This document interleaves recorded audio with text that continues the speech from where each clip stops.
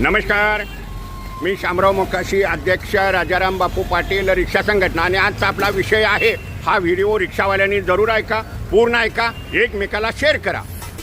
आणि आता ई रिक्षाला परमिट आहे का, ई रिक्षाला परमिट आहे, ह्याच्यात सगळा सावळा गोंधळ हा RTO वाल्यांनी केलेला आहे आणि काय नेत्या लोकांनी केलेला आहे। कंपनीवाल्यांनी आपल्या गाड्या खपाव्यात म्हणून ई रिक्षा ह्या विना परमिटच्या दिलेल्या आहेत, विना लायसन बिल्ल्याच्या दिलेल्या आहेत। तर आता कायदा झालेले आहे, 2016चाच आदेश आहे की ज्याच्या परमिटवरती त्या नोंदी करा आणि मग त्याला कायदेशीर लायसन बिल्ला, तुमचा पोलीस रिपोर्ट, ह्या सगळ्या गोष्टी लागत असतात। शिवाय तो आपली गाडी चार्जिंग कुठं करणार, घरच्या मीटरवरती आपणाला ती गाडी चार्जिंग करता येत नाही, कारण ही व्यावसायिक गाडी आहे। त्याच्यामुळं तुमच्याकडं कमर्शियल मीटर हे हवं आहे।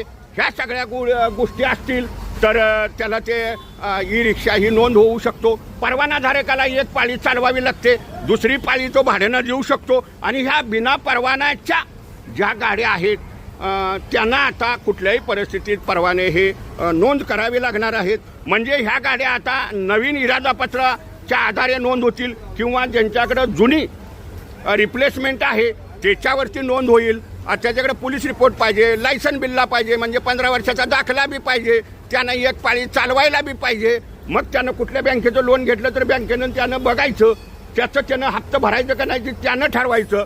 परंतु तो गाडी कुणाला दुसऱ्याला विकता येणार नाही किंवा त्याला एक पाळी चालवावी लागणार आहे, दुसऱ्या पाळीला त्यानं लायसन बिल्ला ज्याच्याकडे आहे त्याला ड्रायव्हर ठेवायचा आहे। हा कायदा असताना देखील काही मंडळींनी इथं घोळ घातलेला होता।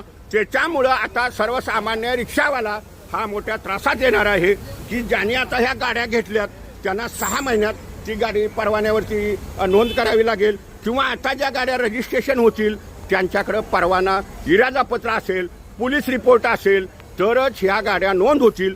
शिवाय त्यांना 15,000 परवाना ही फी भरावी लागेल। हेही मात्र लक्षात ठेवा। तर ई रिक्षा चालकाने घेतेवेळी लक्षात ठेवा, आपल्याकडं लायसन बिल्ला पाहिजे, आपल्याकडं पोलीस रिपोर्ट हवा आहे, आपल्याकडं गाडी एक पाळी चालवायची आहे आणि एका पाळीला आपण ड्रायव्हर ठेवू शकतो ज्याच्याकडं लायसन बिल्ला आहे तो। हे मात्र प्रत्येकानं लक्षात ठेवा। शिवाय आपली गाडी चार्जिंग कुठं करणार याचा तुम्हाला शासनाला प्रूफ द्यावा लागणार आहे। म्हणजे प्रूफ म्हणजे आता काय, तुम्ही गाडी चार्जिंग करणार तिथलं कमर्शियल लाईट बिल पाहिजे। जर तुमच्याकडे लाईट बिल असेल तर तुम्हाला ती गाडी रजिस्ट्रेशन करता येणार आहे। मग त्याच्यासाठी तुमच्याकडे जुना परवाना रिप्लेसमेंट असेल तरी त्यावरती नोंद होईल किंवा इरादापत्रावरती नोंद होईल, म्हणजे तुम्हालाही 15,000 रुपये फी ही भरावी लागणार आहे।